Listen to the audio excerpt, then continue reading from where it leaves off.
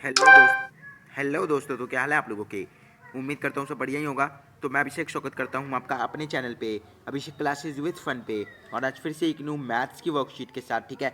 और आज की मैथ्स की वर्कशीट भी काफ़ी ज़्यादा इंपॉर्टेंट है, क्योंकि इसमें आप बेसिक को सीखोगे, ठीक है। और बेसिक को सीखने के बाद आप क्वेश्चन आंसर्स को सॉल्व करोगे, जो कि बहुत ही ज़्यादा इंपॉर्टेंट है, ठीक है। तो आज की जो ये आपकी वर्कशीट आई है ना, ये आपकी एक्सरसाइज 1.5 से आई है, ठीक है। आपकी एक्सरसाइज 1.5 है ना, उससे आई है। तो यानी अगर आज आज आप इस वर्कशीट को बिल्कुल अच्छे से समझ लेते हो, तो आपका 1.5 एक्सरसाइज 1.5 क्लियर हो जाएगी, ठीक है। और आपको सब समझ में आ जाएगा। अभी आपका चैप्टर नंबर 1 से वर्कशीट आ रही है, जिसका नाम है परिमेय संख्याएं रैशनल, ठीक है। परिमेय संख्याएं, उसमें ज़्यादातर इन्हीं चीज़ों के बारे में बात करी गई है, ठीक है। तो आपके चैप्टर नंबर 1 मैथ से ये वर्कशीट आई हुई है, ठीक है। और आज की वर्कशीट नंबर है 5, ठीक है। डेट डाल लेना, यहाँ अपना नेम डाल लेना, क्लास और रोल नंबर, ठीक है। तो देखो, आज की इस वर्कशीट में हमें कुछ नहीं करना, बस हमें ये नियम याद रखना है, ठीक है। और ये नियम क्या है कि अगर परिमेय संख्या प्लस हो, माइनस हो, गुणा हो या भाग हो अपरिमेय संख्या से। परिमेय संख्या आपको पता है ना, जिसे हम पी क्यू के रूप में लिख सके, है ना, जिसे हम पी क्यू के रूप में लिख सकें। और परिमेय संख्या वो संख्याएं होती हैं, अपरिमेय संख्याएं वो संख्याएं होती हैं जो पी क्यू के रूप में नहीं लिखी जा सके। देखो, इसके बारे में मैंने एक सेपरेट वीडियो बना रखी है अपने चैनल पे, ठीक है, जिसमें मैंने आपके चैप्टर नंबर 1 मैथ्स के चैप्टर नंबर 1 को पूरी तरीके से क्लियर कर दिया है। अगर आपको उस वीडियो को देखना है तो आपको लिंक डिस्क्रिप्शन में मिल जाएगा, ठीक है। कहीं और मत चले जाना, डिस्क्रिप्शन में जाओ, खुद ब खुद लिंक पाओ और वीडियो पे क्लिक करो, वीडियो को देखो, शेयर कर देना, और क्या, ठीक है। और अगर वीडियो अच्छी लगे तो चैनल को सब्सक्राइब भी कर लेना, और ये वाली भी अच्छी लगे तो भी कर ही लेना। तो चलो शुरू करते हैं। तो देखो, पहले नियम को याद रखो। नियम क्या कहता है कि अगर परिमेय संख्या, ठीक है, यानी कोई ऐसी परिमेय संख्या जो p बटा क्यू के रूप में हो, या जिसे हम p बटा क्यू के रूप में लिख सके, वैसी संख्या प्लस हो, माइनस हो, गुणा हो या भाग हो अपरिमेय संख्या से, तो परिणाम होगा कि हमें अपरिमेय संख्या मिलेगी, ठीक है।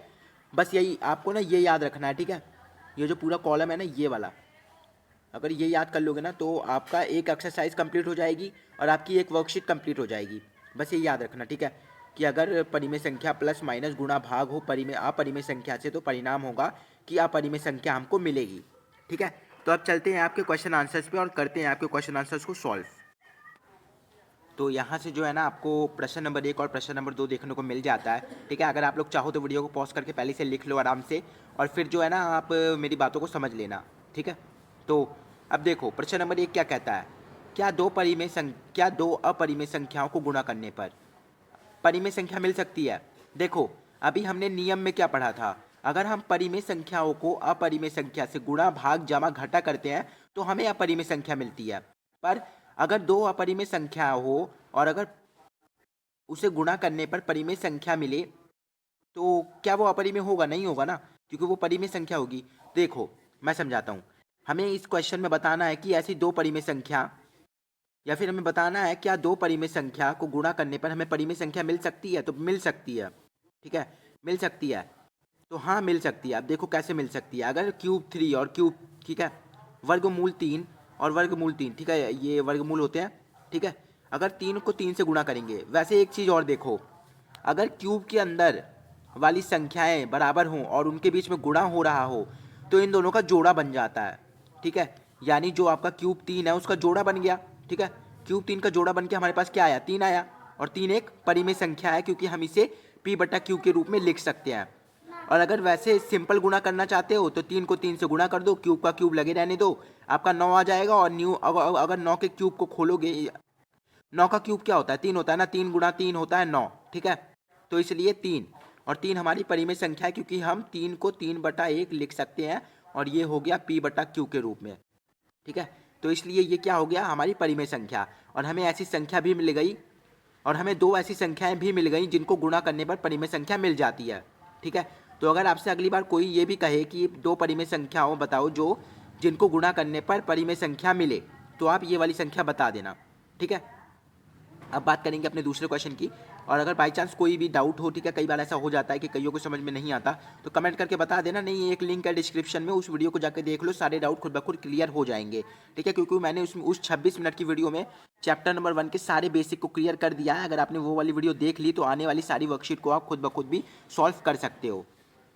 प्रश्न नंबर 2 है, क्या दो अपरिमेय संख्याओं, तो यहाँ पर आपका प्रश्न नंबर 2 क्या कह रहा है प्रश्न नंबर 2 प्रश्न नंबर 1 का उल्टा है, ठीक है। प्रश्न नंबर 1 में हमें क्या कहा था कि दो ऐसी अपरिमेय संख्याओं के बारे में बताओ जिनको गुणा करने पर हमें परिमेय संख्या मिले, और ऐसी संख्या है, ठीक है।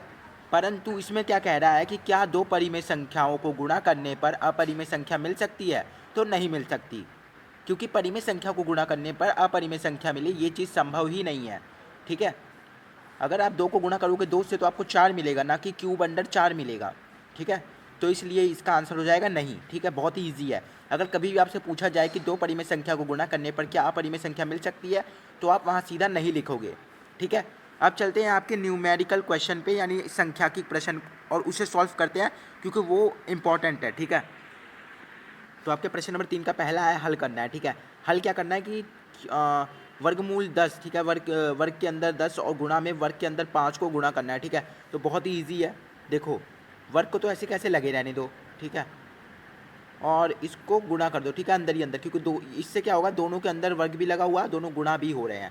अब देखो ना इनका जोड़ा बन रहा है, ठीक है, और ना ये दोनों कहीं आपस में मैच भी खा रहे हैं, तो इसलिए इसका आंसर आ जाएगा क्यूब अंडर 50, ठीक है।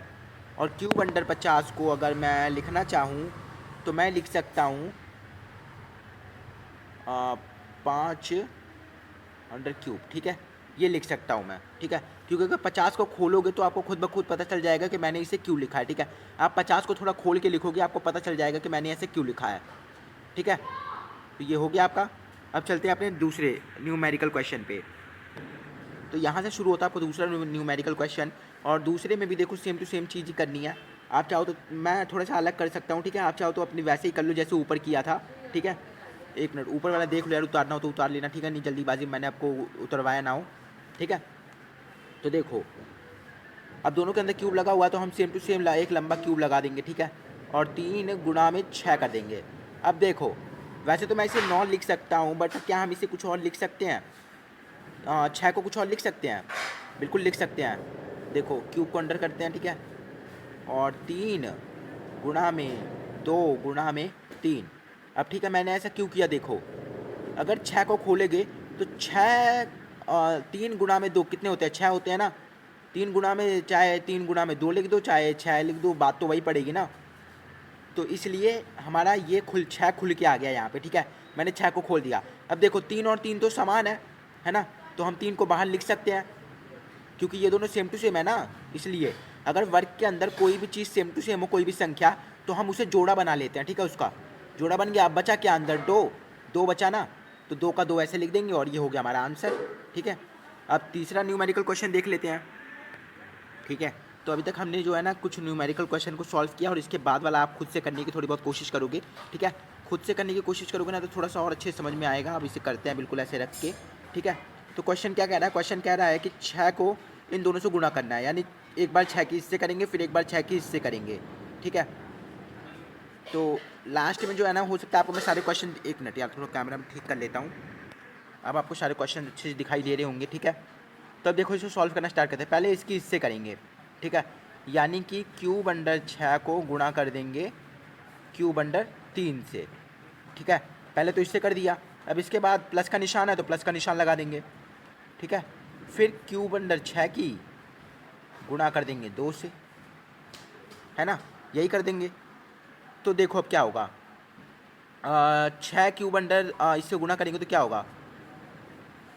6 कम 6, 6 दूनी 12, 6 दिया 18, है ना। तो क्यूब अंडर 18 आ गया, और बीच में प्लस का निशान लगाएंगे, ठीक है। बीच में हो गया आपका प्लस का निशान, और फिर इसके बाद क्या करेंगे?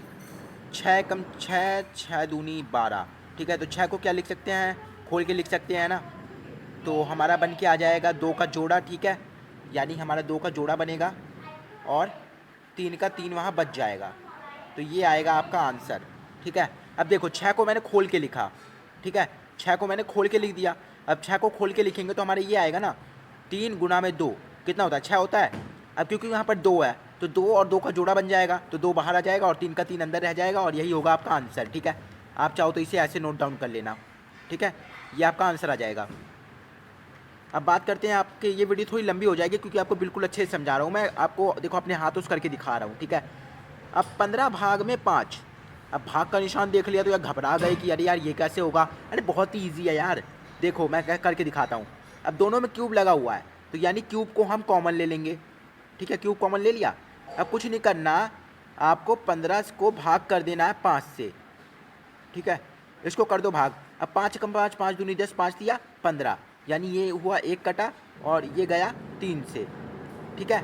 बिल्कुल धीरे धीरे करवा रहा हूँ, तो यानी आपका आ गया क्यूब अंडर 3 और ये आ गया आपका आंसर, ठीक है। ये क्या हो गया, आपका आंसर हो गया। अब इसके बाद क्या है, 7 गुना में 21, ठीक है, यानी 7 गुना में 21। चाहे खोल के लिख दो 21 को, चाहे वैसे का वैसे लिख दो। अब 21 को खोल के लिखोगे तो क्या आएगा, 7 गुना में 3, यही आएगा ना, 7 गुना में 3, तो यानी 7 का 7 वहाँ को, चाहे तो आप वैसे कर लो यार, छोड़ो, मैं बड़ा मैथड नहीं करवा रहा आपको। देखो क्यूब दोनों में लगा हुआ है तो क्यूब को कॉमन ले लो, ठीक है, यानी 7 गुना में 21। अब 7 को गुणा कर दो 21 से, ठीक है, तो 7 एकम 7 और 7 एकम 7, 7 दूनी 14, ठीक है, और ऐसे क्यूब लगा दो, ये हो गया आपका आंसर। आप चाहो तो 21 को खोल के भी लिख सकते हो, नहीं ऐसे कैसे लिख दो, कोई प्रॉब्लम नहीं है, आपका आंसर 147 ही आएगा, ठीक है। 7 एकम 7 और 7 एकम 7, 7 दूनी 14, ठीक है, आपका आंसर यही आएगा 147। अब इसके बाद 18 क्यूब अंडर 3 है, भाग करना है 6 अंडर रूट क्यूब 3 से। अब क्योंकि यार इसमें परिमेय संख्या अपरिमेय संख्या दोनों आ गई तो ये कैसे होगा, ये भी हो जाएगा। अभी ये प्रश्न नंबर 2 पे ध्यान मत देना, ठीक है। मैं चाहता तो यार इसके ऊपर कुछ रख सकता हूँ, ये इसे रख देता हूँ इस पेज को, ठीक है, अब आपका ध्यान नहीं जाएगा इस पर। तो अब देखो इसे कैसे करेंगे, ठीक है। तो देखो जो आपका 18 है और 8 है, ठीक है, उसे तो हम लिखेंगे बट्टे में, ठीक है, ऐसे लिख देंगे, ओके। और इसके बाद क्या करेंगे, जो क्यूब का है उसे अलग लिख देंगे, ठीक है, क्यूब का अलग लिख देंगे। देखो 18 की गुणा हो रही है ना 3 बटे क्यूब से, ओ सॉरी 18 की गुणा हो रही है क्यूब अंडर 3 से, तो इसे तो ऐसे का ऐसे लिख देंगे, ठीक है। फिर 6 की गुणा हो रही है इससे, तो इसको ऐसे का ऐसे लिख देंगे। अब आप खुद से भी कर सकते हो, इसे करके देखो, कोशिश करो। अब देखो क्यूब से क्यूब तो कट रहा है, तो क्यूब से क्यूब काट देंगे। 3 से 3 भी कट रहा है तो 3 से 3 काट देंगे। 6 कम 6, 6 दूनी 12, 6 तिया 18, तो ये 3 से कट गया, यानी आपका आंसर आया 3, ठीक है, ये हो गया आपका आंसर। कभी भी अगर क्यूब बट्टे में हो ना तो आप क्यूब से क्यूब काट देना और फिर अंदर वाली संख्या को काट देना, खुद ब खुद आपका आंसर आ जाएगा, अगर ऐसी सिचुएशन आपको देखने को मिले तो, ठीक है। फिर इसके बाद 27.8 को गुणा करना है 15 से, ठीक है, तो एक मिनट, 27.8 को गुणा करना है 15 से, है ना, तो आपका आंसर आ जाएगा यहाँ पे 417, ठीक है। आपको तो गुणा करना तो आता ही होगा ना, ठीक है, तो ये तो बहुत ही ईजी है, आप इसे गुणा कर दोगे आराम से, आपने 8th क्लास में सीखा भी है कैसे करते हैं। और यहाँ पर अब भाग का आ जाता है तो भाग कर देते हैं, इसे बहुत ही ईजी मेथड है। जब आप क्यूब देख लेते हो तो आप लोग थोड़ा सा घबरा जाते होगे, ऐसा मेरे साथ भी होता था, बट जब पता चला कि हाँ यार तो काफ़ी ईजी है, ठीक है, तो इसे भाग करना है। तो अब देखो भाग 2 से करना है ना, तो ऐसे कर देते हैं इसे भाग, इसे लग देते हैं 2 की जगह पे, ठीक है। अब पॉइंट हटा देते हैं, पॉइंट हटाएंगे तो यहाँ नीचे 0 आ जाएगा, ये तो आपको पता ही होगा ना। तो अब देखते हैं कि इसका आंसर हमारा कैसे आ रहा है, ठीक है। तो अब आप इसे भाग कर दो और बड़े आराम से आपका आंसर आ जाएगा, ठीक है। भाग करना अब आपकी ज़िम्मेदारी है, आप खुद से करोगे, और ठीक है। तो ये थी हमारी आज की वर्कशीट, और अगर आपको कोई भी प्रॉब्लम हो तो आप मुझे बता सकते हो, ठीक है। और इसे जो है ना आप यहाँ से ऐसे ऊपर से नोट डाउन करना स्टार्ट करना, ठीक है। ये पहले का आंसर हो गया। अब तो आप सीख ही गए होगे ना कि आंसर कैसे निकलेंगे, ठीक है। और ये दूसरे का, एक मिनट यार मैं ऐसे आंसर डाल देता हूँ, ठीक है। ये पहले का आंसर हो गया आपका, ये दूसरे का हो गया था, क्या भटको ना, और ये आपके तीसरे का है, ठीक है, ये तीसरे का है, ये चौथे का है, ये 5वें का है, ये छठे का, ये 7वें का, और ये 8वें का। 8वें में आप खुद ब खुद भाग करके देख लेना, ठीक है। तो ऐसे आप लोग जो है ना इसे आराम से उतार सकते हो। मैं कैमरे को थोड़ा सा पीछे ले जाता हूँ ताकि आपको सब दिखाई दे। तो ये थी हमारी आज की मैथ्स की वर्कशीट, थोड़ी लंबी थी वीडियो, पर अगर अच्छे से देखोगे तो आपको सब कुछ समझ में आ जाएगा। तो मैं मिलता हूँ आपसे नेक्स्ट वीडियो में, तब तक के लिए आप चैनल को कर दो सब्सक्राइब और बेल आइकन को दबा दो ताकि आपको नोटिफिकेशन मिलती रहे। तो मैं मिलता हूँ आपसे नेक्स्ट वीडियो में, तब तक के लिए आप स्वस्थ रहो, मस्त रहो, और मेरे चैनल पर आने के लिए व्यस्त बिल्कुल मत रहो। धन्यवाद देखने के लिए, थैंक्स फॉर वॉचिंग।